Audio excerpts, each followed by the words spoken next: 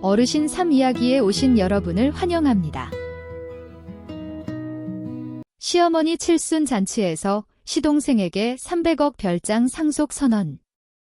그때 아버지가 일어나 오늘 밤 안으로 그 그룹을 파산시키겠다 말하자 모두 얼어붙었다. 한남동의 고급 주택가, 그 중에서도 가장 은밀하고 화려한 백색 저택이 오늘 밤 거대한 보석처럼 빛나고 있었다. 높은 천장에 매달린 크리스탈 샹들리에가 쏟아내는 빛은 붉은 와인 잔과 손님들의 값비싼 드레스 위로 부서져 내렸다. 클래식 선율이 흐르는 가운데 유리잔이 부딪히는 경쾌한 소리와 영혼 없는 아부들이 공간을 메웠다. 이곳은 내 집이다. 내 명의로 된 내 소유의 자산이다. 하지만 아이러니컬하게도 오늘 밤 나는 주방 문 옆 어두운 구석에 몸을 숨긴 채 물수건이 담긴 쟁반을 들고 서 있다. 마치 헌신적인 가사 도우미처럼. 오늘은 시어머니 최 여사의 칠순 잔치가 열리는 날이다. 시집살이 15년. 나는 한성그룹 회장의 외동딸이라는 신분을 철저히 숨기고 순종적이고 착해 빠진 아내의 가면을 쓴 채 살아왔다. 나는 넓은 거실을 둘러보았다. 이곳에 놓인 가구 하나하나는 남편의 보너스라는 명목하에 내 개인 자산으로 사들인 것들이다. 이탈리아에서 직수입한 최고급 가죽 소파, 장식장 위에 고고하게 놓인 조선 백자, 심지어 바닥에 깔린 수제 양목 카펫조차 일반 서민들의 전 재산과 맞먹는 가치를 지닌다. 그러나 시댁 식구들의 눈에 비친 나는 그저 무능하고 집에서 살림이나 축내며 남편 돈이나 쓰는 짐스러운 며느리일 뿐이었다. 남편 강민준을 처음 만났던 날이 떠올랐다. 당시 그는 지방 소도시의 낡은 단칸방에서 온 가족이 부대끼며 사는 말단 사원이었다. 그의 소박하고 성실한 모습에 반해 나는 아버지의 반대를 무릅쓰고 화려한 인생을 뒤로한 채 그를 택했다. 지금 이 200억 원짜리 저택은 부모님이 내 딸 고생하는 꼴은 못 본다며 결혼 선물로 몰래 쥐어주신 혼수였다. 나는 민준에게 먼 친척이 집 관리를 부탁하며 빌려준 것이라고 거짓말을 했다. 그런데 15년이 지난 지금 그들은 이 집을 당연하다는 듯 강씨 집안의 재산이자 민준이 피땀 흘려 이룬 성과로 여기고 있었다. 야, 한설아. 너 거기서 멍청하게 뭐 하고 있어? 5번 테이블에 와인 떨어진 거 안 보여? 빨리 안 갖다 놓고 뭐 해? 군뱅이도 아니고 귀한 손님들 앞에서 망신시킬 작정이야? 최 여사의 날카로운 고함에 나는 퍼뜩 정신을 차렸다. 그녀는 거실 중앙, 붉은 벨벳 안락의자에 여왕처럼 앉아 있었다. 용과 봉황이 수놓아진 화려한 개량 한복을 입고 목과 손목에는 진주와 금부치를 주렁주렁 매단 모습이었다. 짙은 화장으로 주름은 가렸을지 몰라도 나를 향한 경멸 어린 눈빛만은 감출 수 없었다. 나는 급히 고개를 숙이며 작게 대답했다. 네, 어머니. 금방 가져갈게요. 나는 최고급 빈티지 와인을 들고 인파 사이를 헤치고 나갔다. 이곳에 모인 사람들은 대부분 남편이 대표로 있는 MJ 코퍼레이션의 파트너들이었다. 그들은 MJ 코퍼레이션이 승승장구할 수 있었던 이유가 내 막대한 자금 지원과 아버지의 인맥 덕분이라는 사실을 꿈에도 모를 것이다. 그런데 그 대가로 내가 받은 건 무엇인가? 민주는 메인 테이블에서 젊고 예쁜 비서의 허리를 감싼 채 희희낙낙하고 있었다. 내가 다가가자 그는 나를 힐끔 보더니 모르는 사람 취급하며 고개를 돌렸다. 이 화려하고 가식적인 파티장에서 수수한 차림을 한 아내가 자신의 격을 떨어뜨린다고 생각하는 게 분명했다. 시동생 강민석은 건달 친구들을 불러놓고 소파에 거만하게 다리를 꼬고 앉아 담배 연기를 뿜어대고 있었다. 도박과 유흥에 빠져 사는 인간 쓰레기. 파티 분위기가 절정에 달했다. 사회자의 우렁찬 목소리가 울려 퍼졌다. 오늘의 주인공인 최 여사가 마이크를 잡고 일어섰다. 그녀의 얼굴은 자만심으로 가득 차 있었다. 그녀는 청중을 훑어보다가 금쪽 같은 막내 아들 민석에게 시선을 고정했다. 존경하는 내빈 여러분, 그리고 친지 여러분, 최 여사의 목소리가 거실을 쩌렁쩌렁 울렸다. 오늘 제 칠순을 맞아 중대한 발표를 하나 하려 합니다. 우리 가족이 지난 15년 동안 화목하게 살아온 이 저택은 제 장남 민준이가 피땀 흘려 일궈낸 결실입니다. 심장이 쿵쾅거렸다. 불길한 예감이 스쳤다. 저 여자가 대체 무슨 짓을 하려는 거지? 최 여사는 톤을 한껏 높여 말을 이었다. 이제 우리 막내 민석이도 가정을 꾸릴 나이가 되었습니다. 형에 비해 늘 부족하게 자란 것 같아 어미로서 마음이 아팠는데 오늘 이 자리에서 선언합니다. 저는 이 저택의 상속권을 제 차남 강민석에게 넘겨 결혼 선물로 주기로 결정했습니다. 좌중에서 탄성과 함께 우레와 같은 박수가 터져나왔다. 민석은 환호성을 지르며 단상으로 뛰어 올라가 어머니를 껴안았다. 민준 역시 만족스러운 미소를 지으며 박수를 치고 있었다. 나는 쟁반을 떨어뜨릴 뻔하며 그 자리에 얼어붙었다. 귀가 멍해졌다. 지금 뭐라고 한 거야? 내 집을 상속해? 등기부등본상 한설아 지름 석자가 박힌 이 집을 자기들이 무슨 권리로 준다는 말인가? 이 가족의 뻔뻔함은 상상을 초월했다. 15년 동안 공짜로 눌러 살며 내 돈을 펑펑 쓴 것도 모자라 이제는 내 재산을 강탈해 저 망나니에게 주겠다고? 나는 분노와 배신감에 떨며 민준을 쳐다보았다. 하지만 그는 내 시선을 피하더니 슬그머니 다가와 귓가에 싸늘하게 속삭였다. 가만히 있어? 난동 피우지 말고. 어머니 기분 좋으시잖아. 집 문제는 나중에 내가 알아서 할 테니까 집안 시끄럽게 하지 말고 참아. 참으라고. 15년을 참았다. 가정의 평화를 위해 부부의 정을 생각해서 참았다. 하지만 내 인내는 그들의 끝없는 탐욕을 키우는 먹이였을 뿐이다. 그들은 나를 무시하는 것을 넘어 법도 도덕도 없는 짐승들이었다. 억눌려왔던 분노가 거센 바람을 만난 불길처럼 타올랐다. 주먹을 꽉 쥐자 손톱이 살을 파고들었다. 오늘 밤 이 화려한 파티장에서 시댁 식구들의 추악한 가면이 벗겨졌다. 그리고 이제 내가 썼던 순종적인 며느리의 가면을 벗어던질 차례였다. 박수 소리가 이어지는 가운데 나는 벽에 기대어 간신히 몸을 지탱했다. 최 여사는 무대 위에서 안방을 손가락으로 가리키며 마치 원래부터 자기 것이었던 양굴었고 민석은 친구들에게 내가 아끼는 수영장을 밀어버리고 클럽을 만들겠다며 떠벌리고 있었다. 그때 앞치마 주머니 속 핸드폰이 거칠게 진동했다. 지친 마음으로 액정을 확인한 순간 나는 숨이 멎는 듯 했다. 회장님. 단 2글자. 하지만 그 무게는 천근만근이었다.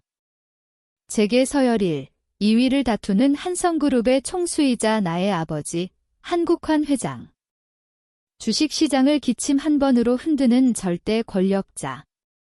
지난 15년 동안 내가 아버지에게 전화를 건 횟수는 손에 꼽을 정도였고 그마저도 잘 살고 있어요 라는 거짓말뿐이었다.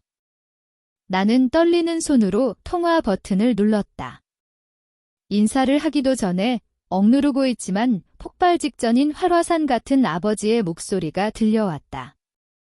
설아냐. 지금 어디야? 저 집에 있어요, 아버지. 나는 애써 침착하게 대답하려 했지만 눈시울이 뜨거워졌다. 집에 있는 거 안다. 지금 보고 있으니까 아버지의 목소리가 차갑게 가라앉았다. 거실 왼쪽 구석, 작년에 내가 설치한 홈 카메라 좀 봐라. 나는 화들짝 놀라 고개를 들었다. 구석에 달린 작은 카메라의 붉은 불빛이 깜빡이고 있었다. 저 보안 시스템이 한성그룹 메인 서버와 직통으로 연결되어 있다는 사실을 깜빡했다. 아버지는 계속 나를 지켜보고 계셨던 것이다.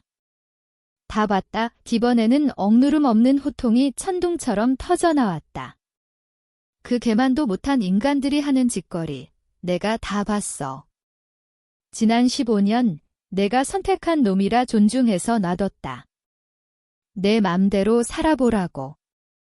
그런데 내가 내 딸 남의 집 식모살이하라고 그 귀하게 키운 줄 알아? 저런 배은망덕한 놈들 뒤치다꺼리 하라고 그 막대한 재산을 준 줄 아느냐고. 아버지의 호통은 비수가 되어 가슴에 박혔지만 동시에 정신이 번쩍 들게 했다. 나는 울먹이며 답했다. 아버지, 제가 잘못했어요. 지금 울 때가 아니다. 아버지가 단호하게 말을 잘랐다. 똑똑히 들어라. 당장 저 단상 위로 올라가서 이혼을 선언해. 내가 누군지 저놈들에게 똑똑히 보여줘. 오늘 밤 내 남편 놈의 그 구멍가게 같은 회사는 대한민국 경제 지도에서 지워버릴 테니까. 본때를 보여주마. 수화기 너머로 아버지가 비서실장에게 지시하는 소리가 들렸다. 소름 끼치도록 냉혹한 재계의 대부다운 목소리였다. 김 실장, 당장 플랜 Z 가동해. 30분 안에 MJ 코퍼레이션 자금줄 전부 끊어. 금융권에 연락해서 대출금 즉시 상환 요청하고 채권 회수 들어가. 주가는 하한가로 밀어버려. 그리고 저놈 회사랑 계약하는 놈들은 앞으로 한성그룹과 거래 끊길 각오하라고 전해. 당장 실시해. 그 서슬퍼런 명령에 등골이 서늘해졌지만 동시에 온몸의 혈관을 타고 뜨거운 힘이 솟구쳤다. 아버지가 움직였다. 평생 나의 거대한 산이었던 아버지가 딸을 위해 칼을 뽑아 드신 것이다. 두려움은 순식간에 사라졌다. 들었냐, 한설아. 다시 수화기를 든 아버지의 목소리는 조금 부드러워졌지만 여전히 위험이 넘쳤다. 허리 똑바로 펴. 넌 한국환의 딸이다. 누구도 내 자존심을 짓밟을 수 없어. 가서 해치워라. 네, 명심하겠습니다. 아버지. 나는 눈물을 닦아냈다. 내 목소리는 그 어느 때보다 단단했다. 전화를 끊고 핸드폰을 주머니에 넣었다. 깊은 숨을 들이마시자 가슴속에 결의가 차올랐다. 나는 수수한 옷차림을 내려다보고 무대 위에서 희희낙낙하는 짐승들을 노려보았다. 나의 고통 위에서, 내 피땀 위에서 웃고 있는 저들. 민주는 여전히 어머니와 건배를 하고 있었고 최 여사는 태후마마라도 된 듯 꿈에 젖어 있었다. 그들은 모른다. 그들의 인생을 뒤엎을 거대한 태풍이 하늘이 아닌 바로 이 어두운 구석에 서 있는 여자에게서 시작된다는 것을. 아버지가 쥐어준 검을 이제 내가 직접 휘둘러 이 모든 사슬을 끊어내야 한다. 나는 어둠 속에서 걸어 나왔다. 대리석 바닥을 딛는 발소리가 또각또각 울렸다. 나는 더 이상 인내하는 며느리가 아니었다. 지금 이 순간 나는 한성그룹의 유일한 상속녀 한설아였다. 그리고 내 모든 것을 되찾을 것이다. 나는 단상을 향해 일직선으로 걸어갔다. 눈빛은 흔들림 없이 정면을 응시했다. 내게서 뿜어져 나오는 낯선 살기에 사람들이 웅성거리며 길을 텄다. 민준이 와이프 아니야. 표정이 왜 저러지? 행패라도 부리려는 건가? 수군거리는 소리가 들렸지만 무시했다. 내 목표는 오직 최 여사의 손에 들린 마이크뿐이었다.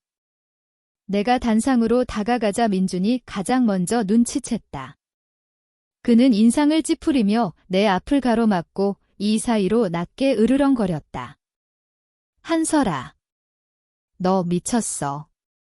당장 안 내려가? 경호원 부르기 전에 좋은 말로 할 때 꺼져. 나는 15년간 남편이라 불렀던 사내를 올려다보았다. 여전히 잘생긴 얼굴이었지만 이제 내 눈에는 비열함과 위선만이 보일 뿐이었다. 나는 대꾸조차 하지 않고 그의 팔을 거칠게 뿌리쳤다. 예상치 못한 힘에 민준이 비틀거하며 뒤로 물러났다. 나는 최 여사 앞으로 성큼성큼 걸어갔다. 웃고 떠들던 그녀는 갑작스러운 내 등장에 멈칫하더니 짙은 화장을 한눈을 부릅떴다. 이게 미쳤나? 내가 감히 여기가 어디라고 기어 올라와? 내 잔치 망칠 셈이야. 당장 주방으로 안 꺼져? 나는 대답 대신 그녀의 손에서 마이크를 낚아챘다. 스피커에서 터져나온 날카로운 하울링 소리에 사람들이 귀를 막으며 인상을 찌푸렸다. 모든 소음이 멈췄다. 수백 개의 눈동자가 나에게 꽂혔다. 터질 듯한 팽팽한 긴장감이 감돌았다. 나는 마이크를 꽉 쥐고 깊은 숨을 들이쉬었다. 그리고 차갑고 또렷한 목소리로 입을 열었다. 내빈 여러분, 즐거운 파티를 방해해서 죄송합니다. 하지만 여러분이 더 이상 기만당하지 않도록 이 자리에서 반드시 바로잡아야 할 우스꽝스러운 진실이 하나 있습니다. 최 여사가 비명을 질렀다. 너 지금 뭐라는 거야? 경비원. 당장 인연 끌어내. 나는 고개를 돌려 그녀를 노려보았다. 서늘한 눈빛에 그녀가 움찔하며 입을 다물었다. 나는 핸드폰을 꺼내 갤러리에 저장해둔 등기권리증 사진을 띄워 높이 들어 보였다.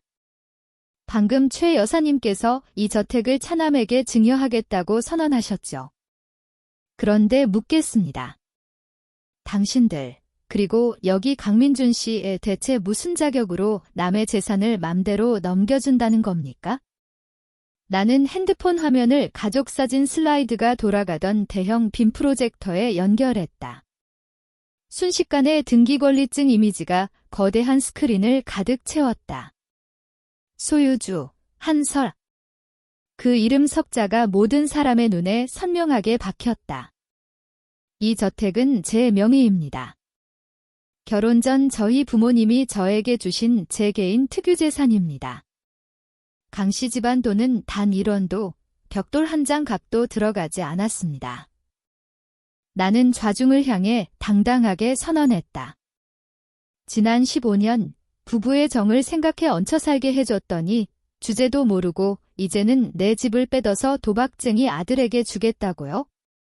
제가 그렇게 만만해 보입니까? 장내가 발칵 뒤집혔다. 벌집을 쑤신 듯 웅성거리는 소리가 터져나왔다. 세상에, 저 집이 며느리 거였어. 최 여사 자기 아들이 산 거라고 뻥치더니 망신 살 뻗쳤네. 완전 사기꾼 집안이구먼.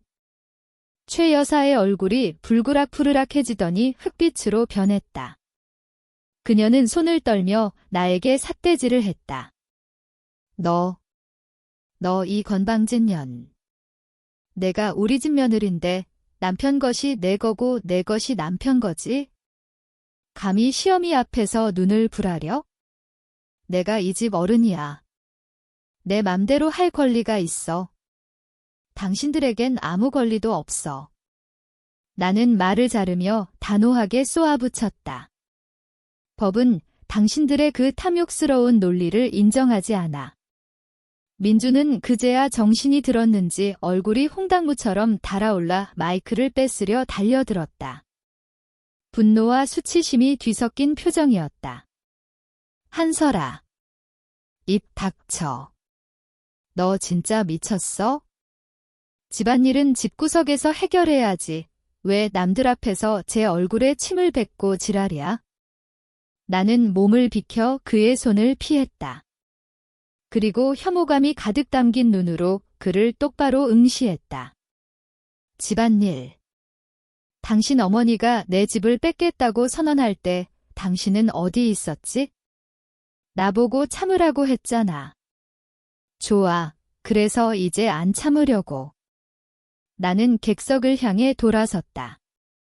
그리고 이 지옥 같은 결혼 생활에 내리는 최종 선고를 또렷하게 낭독했다. 저 한설아는 이 자리에서 강민준과의 이혼을 선언합니다. 내일 아침 법원에 서류 접수합니다. 이 시간부로 이 가족과의 모든 관계는 끝입니다. 말을 마친 뒤 나는 멍하니 서 있는 새 모자를 보며 희미하게 웃었다. 아, 그리고 기쁜 소식 하나 더 알려드릴게요. 이 마지막 부와 영광의 순간을 마음껏 즐기세요. 당신들 회사 곧 망할 테니까. 옆에 있던 민석이 껌을 바닥에 퇴뱉으며 비웃었다. 형수 돌았어. 우리 형 회사가 얼마나 잘 나가는데. 돈이 물처럼 들어오고 있구만. 누굴 협박해? 완전 과대망상 환자네. 최 여사도 헛웃음을 치며 마지막 자존심을 세우려 애썼다. 미친년. 내가 뭔데 내 아들 회사를 망하게 해? 넌 그냥 밥만 축내는 식충이 주제에. 나는 대꾸하지 않고 조용히 시계를 보았다. 아버지가 말한 30분이 거의 다 지나가고 있었다. 그리고 예상대로 전화벨 소리가 울리기 시작했다. 하나가 아니라 수십 개가 동시에. 민준의 전화, 파티를 즐기던 재무이사의 전화, 그리고 이곳에 참석한 대주주들의 전화까지. 그 요란한 벨소리는 시댁 식구들의 오만함을 쓸어버릴 금융폭풍의 시작을 알리는 경보음이었다. 펜은 뒤집혔고 조커를 쥔 건 나였다. 정적을 찢는 첫 번째 벨소리가 민준의 주머니에서 울렸다. 그는 나에게 욕을 퍼붓다 말고 짜증스럽게 핸드폰을 꺼냈다. 하지만 발신자를 확인한 순간 그의 표정이 굳어졌다. 회사의 가장 큰 신용 한도를 제공하고 있는 주거래 은행의 지점장이었다.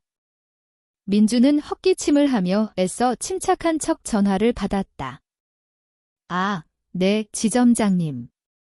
제가 지금 가족 행사가 있어서요. 내일 다시. 그러나 민준의 가식적인 정중함에 돌아온 건 수화기 너머로 들려오는 거친 고함 소리였다. 내가 서 있는 곳까지 쩌렁쩌렁하게 들릴 정도였다. 민준의 얼굴이 붉은색에서 창백한 잿빛으로 변했다. 그는 체면도 잊은 채 소리를 질렀다. 그게 무슨 말씀입니까? 자산 동결이라니요. 대출금 조기 상환. 말도 안 됩니다. 만기가 아직 2년이나 남았잖아요. 일 처리를 이따위로 합니까?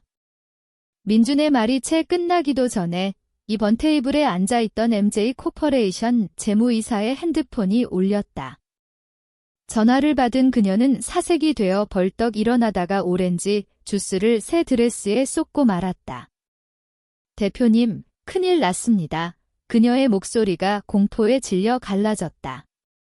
메인 원자재 공급처에서 방금 이번 달 주문을 전량 취소하겠답니다. 위약금을 물어줘도 좋으니 우리랑은 절대 거래 안 하겠대요. 당장 내일 공장 돌릴 자재가 없으면 우리 끝장입니다. 민준의 팔이 힘없이 떨어졌다. 핸드폰이 바닥에 곤두박질 칠 뻔했다. 하지만 악몽은 이제 시작이었다.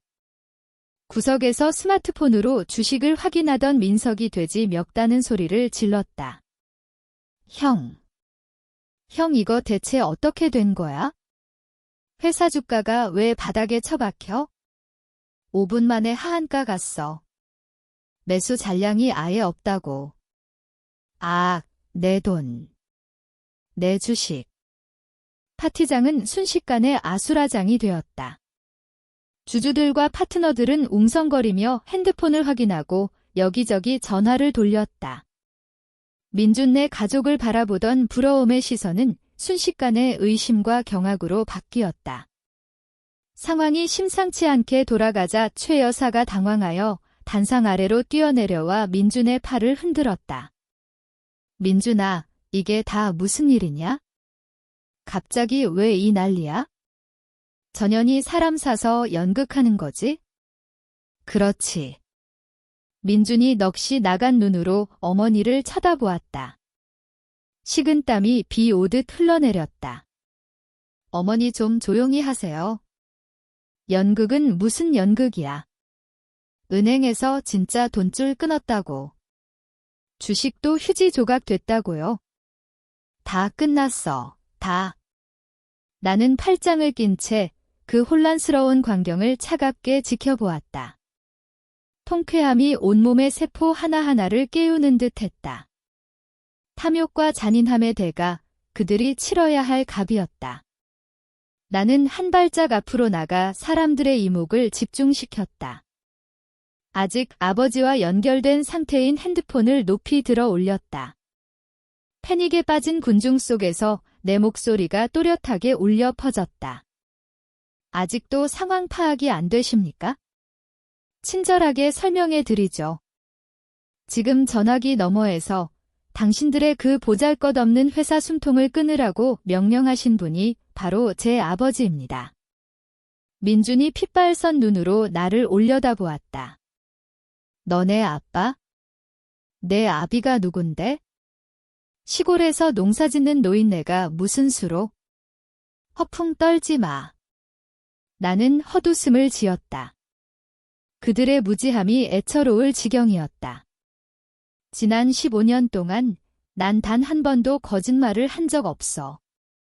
당신들이 내 출신에 대해 묻지도 궁금해하지도 않았을 뿐이지. 당신들은 그저 내가 뜯어먹을 돈이 얼마나 있는지만 중요했으니까. 오늘 확실히 알려줄게. 나는 숨을 깊게 들이마시고 한 글자 한 글자 힘주어 말했다. 제 아버지는 한국환입니다. 한성그룹 회장, 한국환. 한국환이라는 이름 세 글자가 청천벽력처럼 파티장에 떨어졌다. 대한민국 재계에서 이 이름을 모르는 사람은 없다. 막강한 권력과 영향력으로 한국 경제를 쥐락펴락하는 살아있는 전설, 재계의 대부. 가까이 있던 한 노신사가 탄성을 내뱉었다. 세상에. 한국환 회장. 어쩐지 낯이 익다 했어. 이분이 한성그룹의 그 숨겨진 외동딸이었단 말인가? 그 말을 들은 최 여사는 다리가 풀려 휘청거렸다. 경영은 몰라도 한성그룹이라는 이름은 그녀도 안다. 동네방네 자기 아들이 한성그룹 계열사들과 거래한다고 자랑하고 다녔으니까? 너 거짓말이지. 최 여사가 핏기 없는 얼굴로 더듬거렸다. 너 가난한 집 딸이잖아. 부모님 농사 짓는다고 했잖아. 어떻게 내가 한 회장 딸이야? 믿든 말든 당신 자유야. 내가 차갑게 쏘아붙였다. 하지만 결과는 눈앞에 있잖아. 30분도 안 돼서 당신 아들 회사를 공중분해시킬 수 있는 사람이 대한민국에 몇이나 될 것 같아? 민주는 마치 귀신이라도 본 사람처럼 나를 뚫어지게 쳐다보았다. 이제야 모든 퍼즐이 맞춰진 것이다. 왜 그동안 회사가 승승장구했는지, 왜 골치 아픈 법적 문제들이 마법처럼 해결됐는지. 그건 자신의 능력이 아니라 나의 비호 덕분이었다. 그리고 내가 그 우산을 접는 순간 그는 아무것도 아닌 존재가 되어버렸다. 충격을 이기지 못한 최 여사가 눈을 뒤집으며 바닥으로 털썩 쓰러졌다. 민석이 기겁하며 어머니를 부축했지만 눈은 여전히 시뻘건 숫자가 춤추는 주식창에 고정되어 있었다. 그때 저택의 거대한 현관문이 활짝 열렸다. 검은 정장을 말끔하게 차려입은 한 무리의 사람들이 들어왔다. 선두에 선 사람은 한성그룹 법무팀장 김 변호사였다. 내가 어릴 때부터 김 아저씨라고 부르던 분이었다. 그 뒤로 덩치 큰 경호원들이 무표정한 얼굴로 따랐다. 그들의 등장은 파티장의 소란을 단숨에 잠재우는 압도적인 위엄을 풍겼다. 사태가 심상치 않음을 감지한 손님들은 불똥이 튈까봐 슬금슬금 자리를 피했다.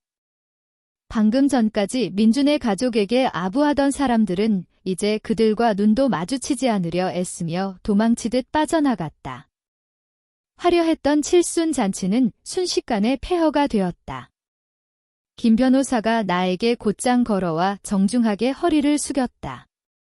아가씨, 오셨습니까? 회장님 지시로 법적 절차를 밟으러 왔습니다. 차가 밖에서 대기 중이니 언제든 이동하시면 됩니다. 한성그룹 법무팀장이 깍듯하게 모시는 아가씨라는 호칭. 이것으로 내 신분은 더 이상 의심할 여지가 없게 되었다. 그제야 민주는 완전히 무너져 내렸다. 텅 빈 거실, 거품을 물고 쓰러진 어머니, 벌벌 떨고 있는 무능한 동생, 그리고 자신이 그토록 무시했던 아내를 번갈아 보았다. 민준이 달려와 내 발 앞에 털썩 무릎을 꿇었다. 남은 사람들 앞에서 내 다리를 붙잡고 엉엉 울기 시작했다.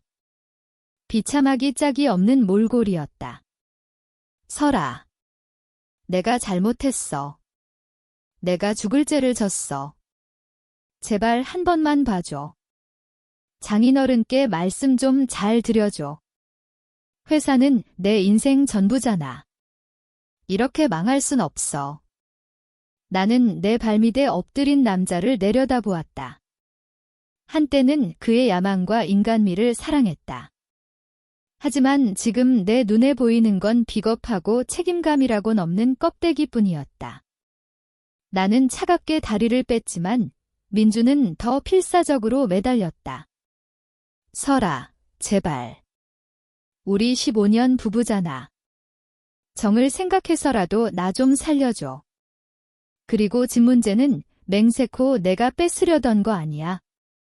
어머니가. 다 어머니가 시켜서 억지로 한 거야. 그 말에 나는 헛웃음이 터졌다. 위기 상황이 되니 본색이 나온다. 자기 살겠다고 친어머니를 팔아넘기는 꼴이라니. 어머니가 시켰다고 내가 조소하며 되물었다. 그럼 내 귀에 대고 조용히 참으라고 협박한 건 누구였지? 어머니가 집 준다고 했을 때 옆에서 박수치며 좋아한 건 누구였고? 민주는 말문이 막혔다.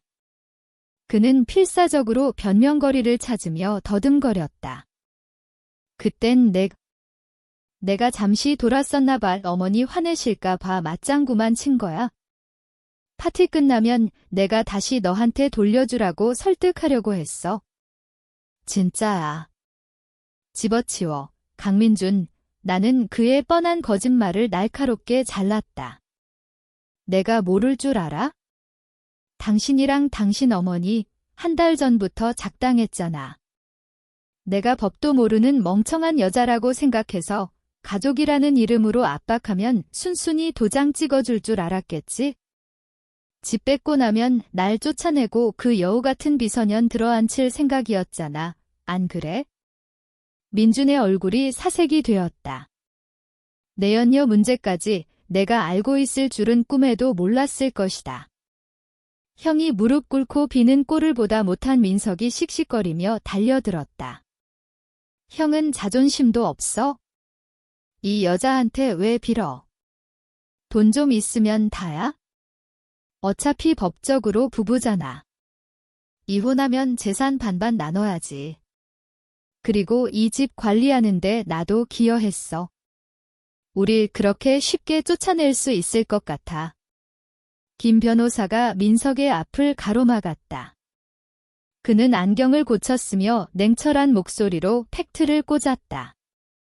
이 친구, 법을 잘 모르나 본데. 이 저택은 혼인 전 취득한 특유재산이고 증여 출처가 명확해서 분할 대상이 아닙니다. 강민준 씨는 1원 한 푼도 가져갈 수 없어요. 그리고 기여도. 지난 15년 동안 생활비, 수리비, 관리비 전액을 한설아 씨 개인 계좌에서 지출했다는 증빙 자료가 차고 넘칩니다. 오히려 당신들이 한설아 씨에게 갚아야 할 빚이 산더미인데 그건 저희가 10원 단위까지 계산해서 청구할 겁니다. 각오하세요. 민석은 멍한 표정으로 입을 다물었다. 반박할 말이 없었다.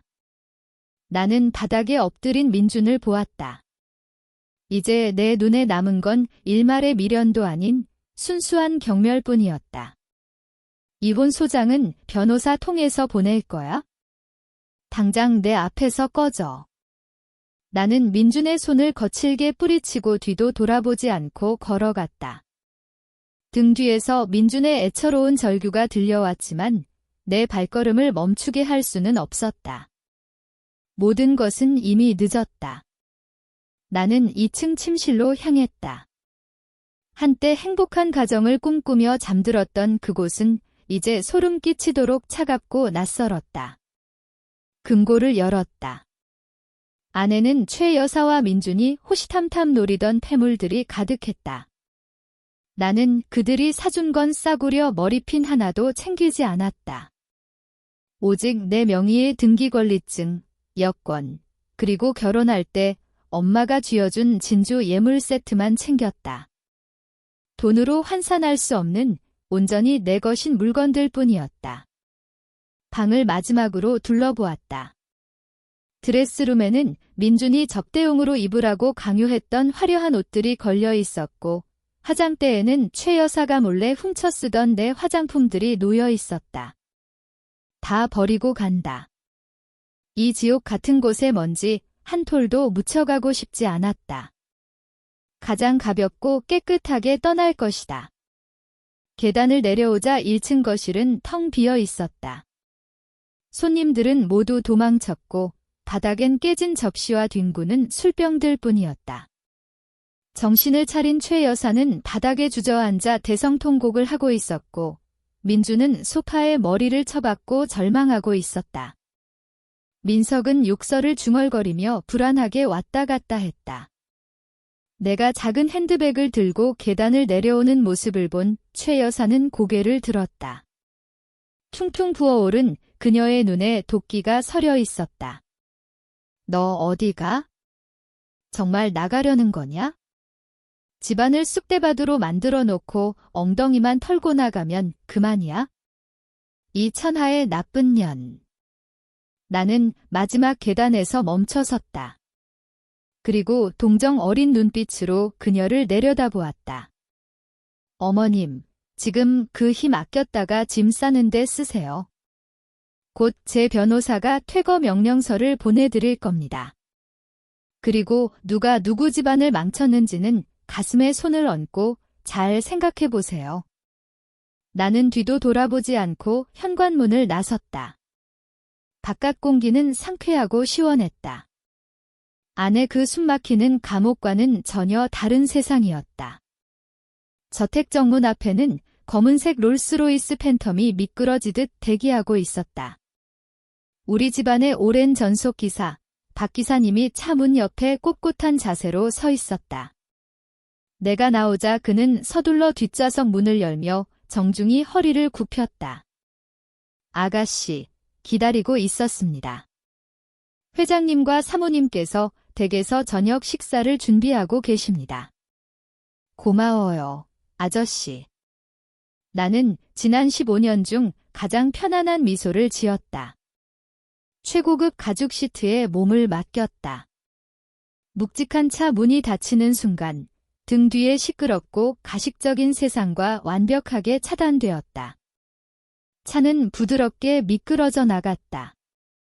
화려하지만 고통스러운 기억으로 가득 찬 저택이 백미러 속으로 멀어져 갔다. 차창 밖으로 서울의 야경이 스쳐 지나갔다. 나는 마치 새장을 벗어나 자유로운 하늘로 날아오르는 새가 된 기분이었다. 차는 성북동의 웅장한 저택 앞에 멈췄다. 거대한 철제 대문이 천천히 열렸다. 현관에는 부모님이 나와 계셨다. 흰머리가 희끗희끗해진 어머니는 내가 차에서 내리자마자 달려와 나를 품에 안았다. 설아, 우리 딸. 잘 왔다. 잘 왔어. 고생 많았다. 어머니의 눈물이 내 어깨를 적셨다. 곁에 선 아버지는 아무 말 없이 크고 따뜻한 손으로 내 어깨를 토닥여 주셨다. 엄격했던 아버지의 눈가에도 안쓰러움과 딸이 용기를 낸 것에 대한 대견함이 어려 있었다. 들어가자 아버지의 묵직한 목소리가 울렸다. 내 엄마가 너 좋아하는 갈비탕 끓여놨다.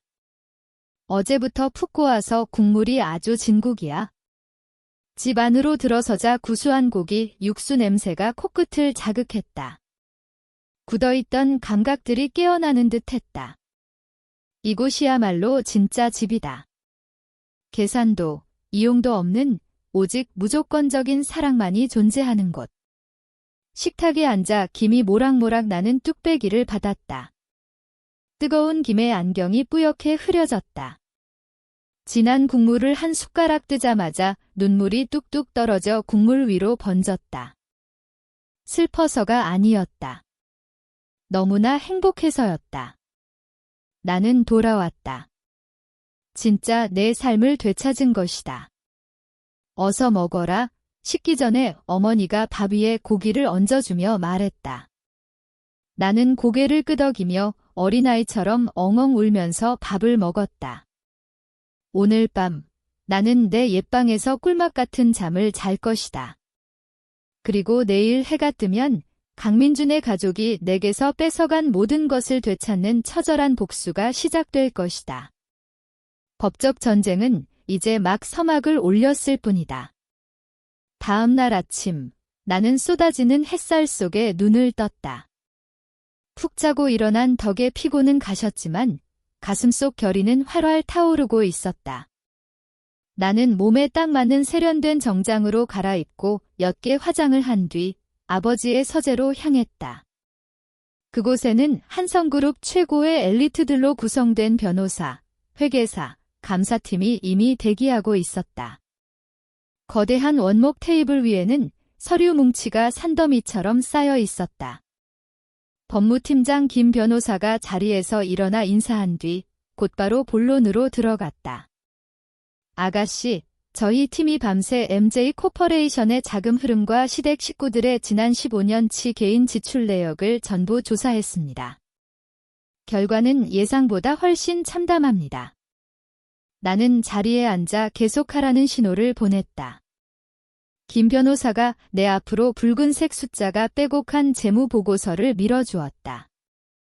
강민준 씨 가족이 회사 공금과 아가씨 개인 계좌에서 횡령하여 사적으로 유용한 금액만 총 80억 원에 달합니다. 접대비, 가짜 출장비, 유령 회사 투자 명목으로 아주 교묘하게 빼돌렸더군요. 나는 보고서를 한 장씩 넘겼다. 입가에 서늘한 미소가 번졌다. 80억 일반인들은 평생 만져보지도 못할 거금을 그들은 물쓰듯 펑펑 써댔다. 나는 지출 내역을 소리내어 읽었다. 강민석 포르쉐 구입비 3억 원, 최여사 다이아몬드 세트 구입비 2억 원, 강민석 불법 도박빚 청산 6억 원, 최여사 명예 제주도 리조트 회원권 8억 원. 읽을수록 구역질이 올라왔다. 그들은 나를 걸어다니는 ATM, 젖소 취급하며 쥐어짜댔다. 그들이 서로에게 선물한 명품, 호화 여행, 그 모든 것이 내 돈이었고 내 아버지의 피땀이었다. 상석에 앉은 아버지가 찻잔을 내려놓으며 말했다. 보았느냐, 설아. 적에게 베푸는 자비는 너 자신에게 꽂히는 칼날이다. 확실하게 끊어내지 않으면 저들은 죽을 때까지 내 피를 빨아먹을 게다. 어떻게 처리하겠느냐? 나는 서류철을 덮고 변호인단을 똑바로 응시했다. 김 변호사님, 즉시 소송 진행해 주세요. 강민준, 최 여사, 강민석의 전 재산 가압류 신청해서 자산 동결시키세요. 그리고 한남동 빌라에 대해서도 퇴거 명령 및 출입 금지 가처분 신청하세요. 48시간 드립니다. 내 집에서 당장 나가라고 전하세요. 알겠습니다. 김 변호사가 단호하게 대답했다. 횡령 및 탈세 혐의에 대한 증거도 확보했습니다. 80억 원을 변제하지 못하면 놈들은 감옥에서 썩게 될 겁니다. 그날 오후 법원 집행관들과 용역업체 직원들이 한남동 저택에 들이닥쳤다. 나는 직접 가지 않고 홈 CCTV 앱을 통해 상황을 지켜보았다. 화면 속에서 최 여사는 대문 앞에서 뒹굴며 집행관들의 바짓가랑이를 잡고 통곡하고 있었다. 강제 집행 딱지, 일명 빨간 딱지를 붙이려는 것을 온몸으로 막고 있었다. 민주는 수염이 덥수룩한 초췌한 몰골로 여기저기 전화를 돌리고 있었지만 아무도 받지 않는 눈치였다. 민석은 방 안에 틀어박혀 콧배기도 비치지 않았다. 집행관이 무미건조한 목소리로 고지했다. 본 부동산의 합법적 소유주인 한설아 씨의 요청 및 법원의 명령에 따라 피신청인들은 48시간 이내에 개인 소지품을 챙겨 퇴거하십시오. 불응시 강제 집행합니다. 최 여사가 집행관의 멱살을 잡으려 하며 악을 썼다. 이게 내 집이야. 며느리 년이 날 모함한 거라고. 내가 이 나이에 어디로 가란 말이야? 날 길바닥에 나앉아 죽게 만들 셈이야? 민준이 황급히 어머니를 말렸다. 목소리는 절망으로 갈라져 있었다. 어머니, 제발 그만하세요. 등기부등본이 그 사람 명의예요. 법이 그렇다고요. 우린 졌어요. 그 모습을 보면서도 내 마음은 호수처럼 고요했다. 일말의 동정심도 일지 않았다. 인과응보. 그뿐이었다. 나는 모니터를 끄고 비서에게 지시했다. 법원에 추가 신청해요. 횡령금 80억에 대한 법정 이자까지 1원 한 푼 안 빼고 다 받아낼 거라고. 48시간은 금방 지나갔다. 민준 가족은 낡은 가방 몇 개만 든 채 그 화려했던 저택에서 쫓겨났다. 갈 곳은 없었고 계좌는 묶였고 카드도 정지되었다. 민준이 자랑하던 고급 세단 역시 리스료 미납으로 견인되었다. 하지만 진짜 지옥은 이제부터였다. 서재에 앉아 탐정이 막 보내온 따끈따끈한 보고서를 펼쳤다. 민석의 파일은 범죄 이력으로 두툼했다. 알고 보니 이 녀석, 집에서 빈둥거린 것뿐만 아니라 불법 도박과 사채에 손을 댄 모양이었다. 온라인 도박과 코인 사기에 빠져 조직폭력배들에게 빌린 돈만 수십억이었다. 그동안은 형이 잘나가는 사장이고 본인이 200억짜리 집에 산다는 핑계로 이자를 미루며 버텼던 것이다. 하지만 집안이 망해서 쫓겨났다는 소문이 퍼지자 피냄새를 맡은 상어떼처럼 사채업자들이 달려들었다. 보고서에는 어젯밤 민준 가족이 임시로 얻은 경기도 외곽의 허름한 월세방에서 벌어진 일이 상세히 적혀 있었다.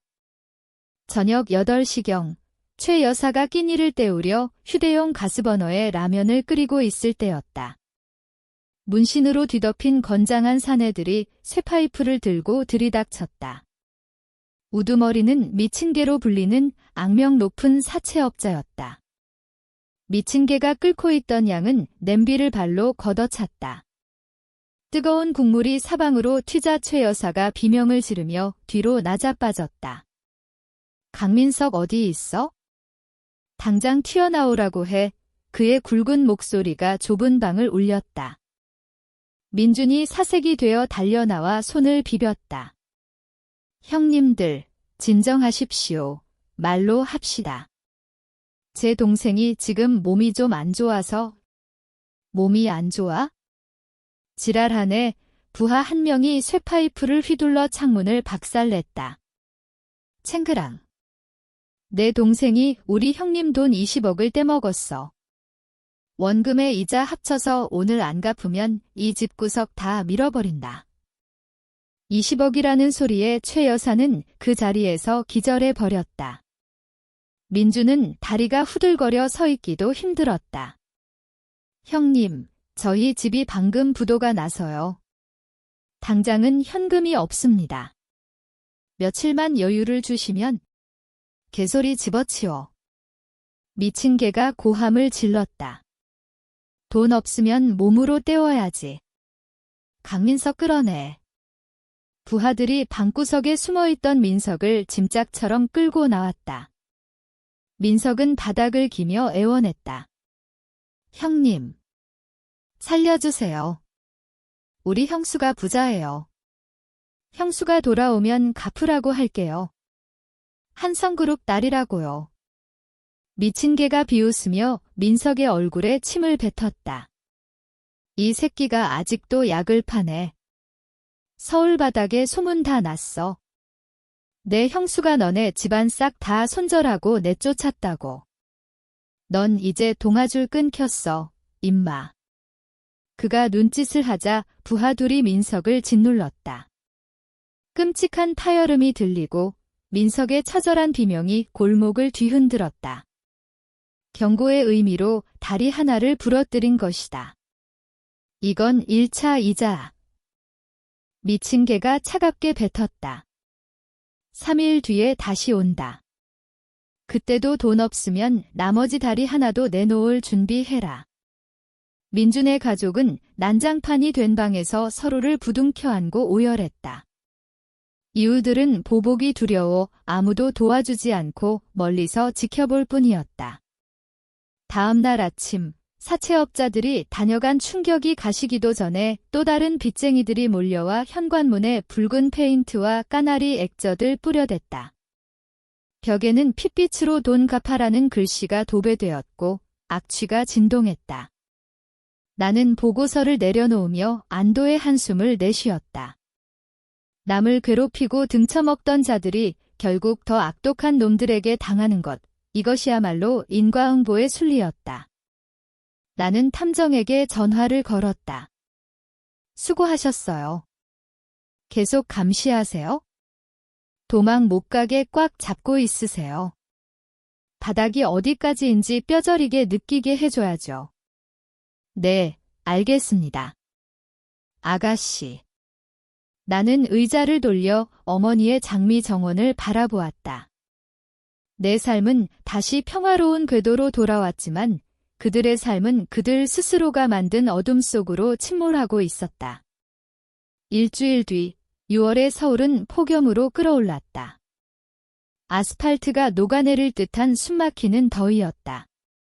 나는 시원한 에어컨 바람 아래서 재단의 자선 사업 프로젝트를 검토하고 있었다.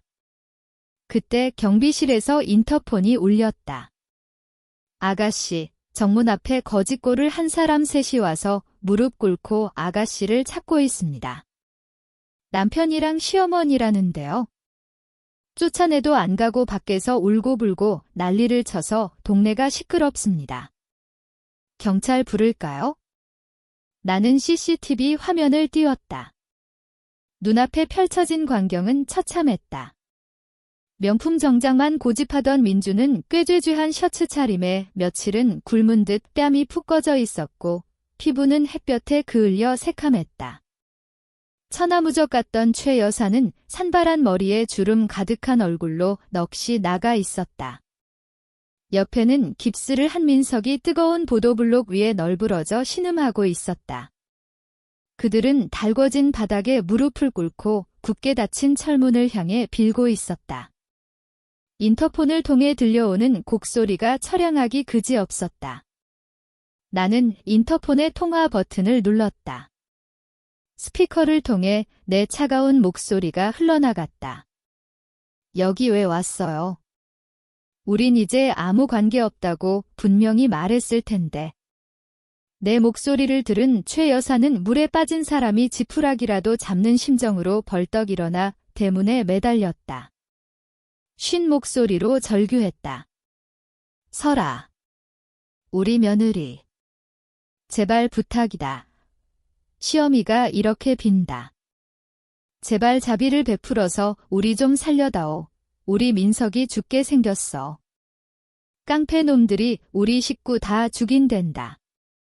내가 잘못했다. 내가 죽을 죄를 지었어. 날 때리든 욕하든 마음대로 해라. 제발, 제발 돈 조금만 빌려다오. 민준도 바닥에 머리를 짓지었다. 쿵, 쿵, 이마가 보도블록에 부딪히는 둔탁한 소리가 들려왔다. 설아, 제발. 내가 빌게. 내가 쓰레기인 거 알아. 너한테 남편 자격 없는 놈인 거 알아. 그래도 우리 15년 산정이 있잖아. 내가 길바닥에서 개죽음 당하는 걸 보고만 있을 거야? 이번 한 번만 빚 갚게 도와주면 평생 너네 집게가 돼서라도 갚을게. 제발. 나는 그들을 내려다보았다. 마음은 호수처럼 고요했다. 동정심. 그건 이미 오래전에 그들이 난도질해 죽여버렸다. 15년의 정이라고? 나에게 그 15년은 착취였고 짓밟힘이었으며 내 집에서조차 철저히 고립된 외로움이었다. 만약 오늘 내가 한성그룹의 딸이 아니라 오갈 데 없는 평범한 여자였다면 그들이 나를 봐줬을까? 아니, 계획대로 가차없이 쫓아냈겠지? 나는 깊은 숨을 들이쉬고 인터폰을 향해 한마디 한마디 못을 박듯 말했다. 첫째, 당신이 왜 내 어머니야? 난 당신처럼 잔인하고 탐욕스러운 어머니 둔 적 없어. 내 어머니는 지금 집 안에 계셔. 세상에서 제일 인자하신 분을 당신 같은 사람과 비교하지 마. 최 여사가 멈칫했다. 때가 꼬질꼬질한 얼굴 위로 눈물길이 났다. 둘째, 내 목소리는 더욱 서늘해졌다. 강민준 씨, 15년의 정. 당신 어머니랑 작당하고 내 집 뺏으려 할 때 그 정은 어디 있었어? 비서랑 바람 피울 때 그 정은 어디 있었냐고. 다 망하고 나니까 이제 와서 정을 찾아? 안 쪽팔려. 설아. 민준이 목이 메어 내 이름을 불렀다. 절망이 그를 집어삼키고 있었다. 이 말 명심해. 인과응보. 뿌린 대로 거두는 거야? 당신들이 오늘 겪는 고통은 지난 세월 당신들이 뿌린 악독함과 탐욕의 열매야. 하늘을 원망하지도 남을 탓하지도 마. 오직 당신들 자신만 탓해. 나는 바닥에서 끙끙 앓고 있는 민석을 보며 마지막 판결을 내렸다. 난 당신들에게 단 1원도 안 줄 거야. 이게 내 원칙이야. 당신들 인생은 당신들이 알아서 해. 말을 마치자마자 나는 경비실에 지시했다. 경비 아저씨, 보안팀 불러서 이 사람들 끌어내세요. 계속 난동 부리면 업무방해죄로 경찰에 넘기시고요. 알겠습니다, 아가씨. 바로 조치하겠습니다. 나는 인터폰을 끊어버렸다. 외부와의 연결이 완전히 차단되었다. 의자에 등을 기대고 눈을 감았다. 끝났다. 모든 은원이 깨끗하게 정산되었다. 기쁘지는 않았다. 다만 영혼 깊은 곳에서부터 차오르는 가벼운 평온함이 느껴졌다. 나는 진정으로 과거의 망령에서 벗어났다. 대문 밖에서 보안팀 차량의 사이렌 소리가 들려왔다. 이제 그들이 내 삶을 방해할 일은 영원히 없을 것이다. 6개월이 눈 깜짝할 사이에 지나갔다. 하지만 한 사람의 운명을 송두리째 바꾸기에는 충분한 시간이었다. 나에게 지난 6개월은 낡은 허물을 벗고 더 강인하게 다시 태어나는 환골탈태의 시간이었다. 반면 민준의 가족에게는 끝없는 나락으로 떨어지는 시간이었다. 한성그룹은 약속을 지켰다. MJ 코퍼레이션은 재계 지도에서 흔적도 없이 사라졌다. 천문학적인 빚더미, 탈세와 사기 혐의가 줄줄이 터지면서 그들의 평판은 가루가 되었다. 법원은 내 채권과 다른 빚을 갚기 위해 그들의 남은 자산을 모조리 경매에 넘겼다. 이제 강민준이라는 이름은 비즈니스맨들의 술자리 안주로 씹히는 패가망신의 대명사가 되었다. 오늘 밤 서울은 그 어느 때보다 화려하게 빛나고 있었다. 나는 한성그룹이 주최하는 연례 자선 갈라 파티에 참석하기 위해 서울 최고의 6성급 호텔에 와 있었다. 성공한 기업가들과 유명 연예인, 셀럽들이 총출동하는 대한민국 최상류층 사교 모임이었다. 나는 파우더룸의 전신 거울 앞에 섰다. 거울 속 여자를 바라보았다. 꾸준한 운동으로 탄탄해진 몸매를 감싸는 에메랄드빛 맞춤 드레스. 우아하게 올린 흑발 아래로 빛나는 다이아몬드 목걸이와 하얀 목선. 찌들었던 가정주부의 모습은 온데간데 없었다. 지금 거울 앞에는 한성그룹의 부사장이자 권력과 자유를 쥔 당당한 여성이 서 있었다. 연회장에 들어서자 클래식 선율이 나를 맞이했다. 수백 개의 크리스탈 샹들리에가 궁전처럼 눈부시게 빛났다. 아버지는 파트너들에게 둘러싸여 계셨다. 나를 보자 아버지의 얼굴에 자랑스러움이 번졌다. 아버지는 두 팔을 벌려 나를 맞이했다. 자, 주목해 주십시오. 제 딸이자 한성그룹의 후계자, 한설아 부사장을 소개합니다. 아버지의 목소리가 홀 안에 쩌렁쩌렁 울렸다. 우레와 같은 박수가 터져나왔다. 동경과 존경이 담긴 시선이 내게 쏟아졌다. 나는 여유로운 미소를 지으며 와인 잔을 들어 답례했다. 그 순간 깨달았다. 나는 내가 있어야 할 곳, 내가 속한 세상으로 완벽하게 돌아왔음을. 더 이상 누군가의 그림자도 남의 눈치나 보며 숨죽여 사는 존재도 아니었다. 파티는 품격 있고 따뜻한 분위기 속에 이어졌다. 나는 파트너들과 소외계층 아동을 위한 학교 설립 프로젝트를 논의했다. 내 능력이 누군가에게 도움이 되고 세상에 기여하며 존중받는다는 사실이 가슴을 벅차게 했다. 밤 11시가 되어 파티가 끝났다. 나는 모피쇼를 어깨에 걸치고 아버지와 함께 로비로 나왔다. 시원한 밤바람에 호텔 화단에 심어진 히아신스 향기가 실려왔다. 아버지의 차가 먼저 도착했다. 아버지가 차에 오르며 당부하셨다. 조심해서 가거라. 내일 아침 임원 회의 있는 거 알지? 늦지 말고. 네, 아버지. 편안한 밤 되세요. 아버지의 차가 떠나고 나는 내 차가 지하주차장에서 올라오기를 기다렸다. 호텔 입구는 여전히 슈퍼카들과 화려한 드레스 차림의 사람들로 북적였다. 그때였다. 발렛 파킹 부스 근처 어두운 구석진 곳에서 소란스러운 소리가 들렸다. 아이씨, 저리 안 가? 여기서 구걸하지 말라고 몇 번을 말해. 호텔 물 흐리게 진짜. 보안팀장이 짜증 가득한 목소리로 소리쳤다. 호기심에 시선을 돌렸다. 가로등 불빛이 희미하게 닿는 곳, 넝마 같은 옷을 입은 세 사람이 웅크리고 있었다. 그들은 호텔에서 나오는 귀한 손님들에게 다 해진 모자를 내밀며 동전을 구걸하고 있었다. 심장이 덜컥 내려앉았다. 너무나 변해서 알아볼 수 없을 정도였지만 15년의 고통스러운 기억은 그 실루엣을 잊지 못하게 했다. 바닥에 주저앉은 여자. 백발이 산발이 되어 엉켰고 얼굴은 땡볕에 그을려 시커멓게 쭈글쭈글해진 채 초점 없는 눈을 껌벅이는 여자. 최 여사였다. 등이 굽은 채 대나무 지팡이를 짚고 선 남자. 기워 입은 누더기 옷에서 시큼한 악취를 풍기는 남자. 강민준이었다. 그리고 낡은 휠체어에 앉은 남자. 한쪽 바짓단이 펄럭였다. 사채업자들에게 당해 괴사 한 다리를 잘라낸 흔적이었다. 흉터투성이 얼굴로 멍하니 앉아있는 남자. 강민석이었다.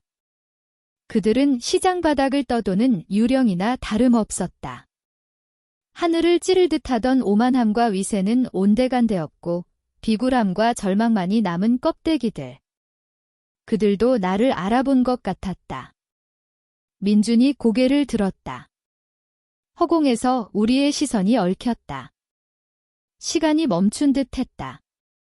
그는 멍하니 나를 바라보았다. 내 화려한 드레스를, 빛나는 보석을, 그리고 무엇보다 생기 넘치는 내 표정을. 그의 눈이 경악으로 커지더니 이내 극심한 수치심과 뼈를 깎는 후회로 일그러졌다. 최 여사도 나를 보았다. 그녀는 입을 뻐끔거렸지만 누가 목을 조른 듯 아무 소리도 내지 못했다. 그녀는 황급히 고개를 땅에 쳐박았다. 어깨가 격렬하게 떨렸다. 자신이 짓밟았던 며느리를 감히 마주볼 용기조차 없는 것이다. 민석은 아예 고개를 돌려버렸다. 그의 뺨 위로 굵은 눈물이 흘러내렸다. 처참한 패배감이었다. 민준의 입술이 달싹거렸다. 무슨 말을 하려는 걸까? 미안하다는 사과? 아니면 살려달라는 구걸? 하지만 목소리는 나오지 않았다. 그는 알았다. 지금 나와 그 사이의 거리는 단순히 돈의 차이가 아니라는 것을. 그것은 인격과 품격, 넘을 수 없는 신분의 격차였다. 우리는 이제 완벽하게 다른 세계의 사람이었다. 보안 요원이 그들이 나를 빤히 쳐다보는 걸 보고 혹여 VIP 고객이 불쾌해할까봐 손을 휘저으며 쫓아냈다. 뭘 봐. 얼른 딴 데 가서 알아봐. 민준이 비틀거하며 일어났다. 그는 노모를 부축하고 동생의 휠체어를 밀었다. 그들은 어둠 속으로 도시의 가장 낮은 곳으로 사라져갔다. 그 뒷모습은 가슴이 시릴 정도로 처량하고 고독했다. 한때 그토록 갈망했던 부와 명예의 빛으로부터 도망치는 시궁창 쥐들처럼. 나는 그들의 뒷모습이 완전히 사라질 때까지 바라보았다. 통쾌함도 원망도 없었다. 남은 감정은 오직 무관심뿐이었다. 그들은 이제 내 인생을 스치고 지나간 악몽, 완벽한 타인이었다. 내 롤스로이스가 미끄러지듯 내 앞에 멈췄다. 박 기사님이 내려 뒷문을 열어주었다. 아가씨, 타시죠. 나는 시선을 거두고 고개를 꼿꼿이 든 채 차에 올랐다. 문이 부드럽게 닫히며 바깥의 열기와 소음을 차단했다. 집으로 가요, 아저씨. 네, 아가씨. 차가 화려한 도심을 가로질러 달렸다. 나는 의자에 편안히 몸을 기댔다.